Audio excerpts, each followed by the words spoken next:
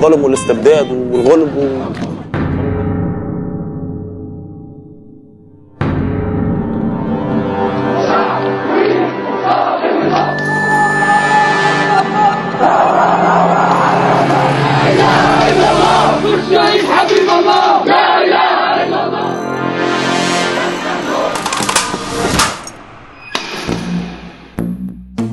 في كل حلقة من برنامجنا هنتعرف على فنان أو فرقة من العالم العربي.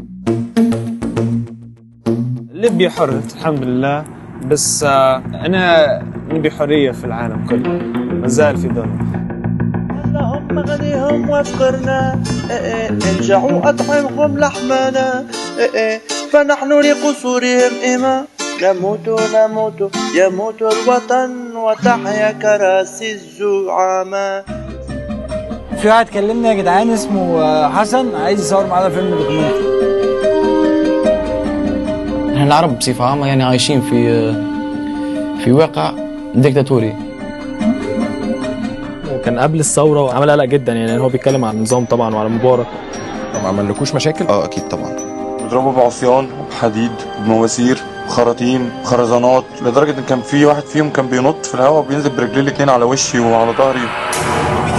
Kids in the street with no pot to piss in, living on their own cause their pop is missing. But if the people in Egypt and Tunis could do this, decide their fate, then why wouldn't we? More than 40 years, he done brought the nation under occupation. We cannot be waiting, we gon' stop debating. When one of us dies, 10 jump in line ready to box for Satan. ما تحبش تقابل البوليسية في المركز، ما تحبش تتعامل معاهم، ما تحبش. صاحبنا كان بحذانا بعدين راح.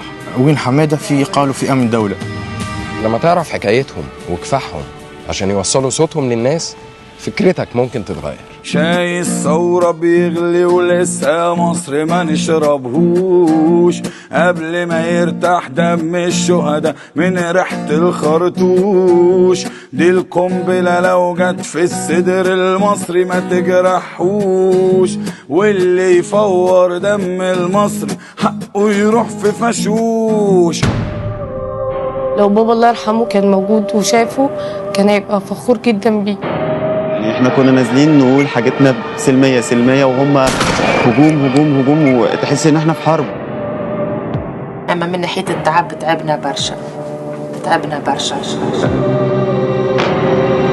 كنا 3 مسيحيين و3 مسلمين في الفرقة، فطب ما احنا هو مصر اهو. نوصل ان البندات تبقى مكان المطربين اللي هم بتوع السوق اللي فعلا ما بيقدموش حاجة تفيد الناس.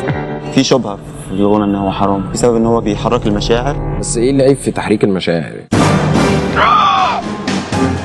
كانوا دايما عايزين الفن الهلس والفن المسخرة والفن اللي ملوش رسالة وملوش هدف ملوش لازمة والكلام بتاعه ملوش أي معنى. اديني فرصة اتكلم، انت بقالك ساعة بتتكلم وانا قاعد عمال ابص لكم ومحدش عارف بيقول ايه فين امتى. تونس بلادنا بالسياسة ولا بتهم، تونس بلادنا ورجالها جامي يسلم، تونس بلادنا اليد في اليد الناس الكل، مدام القلب مازال يتكلم، مدام الشعب يهيج برئيس البلاد واليوم نتكلم. الحرب بدات مدام ما زلت نشوف الظلم، هاك تشوف قلب المواطن تعبى من العذافك والفلوس والمناصب، طيشونا كل كلاب لعبوا علينا، علمونا تونس الخضرا بلاد الخير، سرقتونا يا ولد. دم خويا في رقبة مروان وعمار الجبل. هذا الراب هو اللي يتبنى القضايا متاع الشعب. أنا دلوقتي في التحرير، والتحرير ده بالنسبة لي أكن أمي اللي بجري عليها وترمي في حضنها أول ما بحس إن أنا خايف أو محتاج حد يطمني. ساعة ما اتولدت وأنا ما فهمتش غير معلومة إني أبعد عن السياسة والنفاق من الحكومة. موسيقى مختلفة لكن كلها بتقول نفس الحاجة. غني حرية.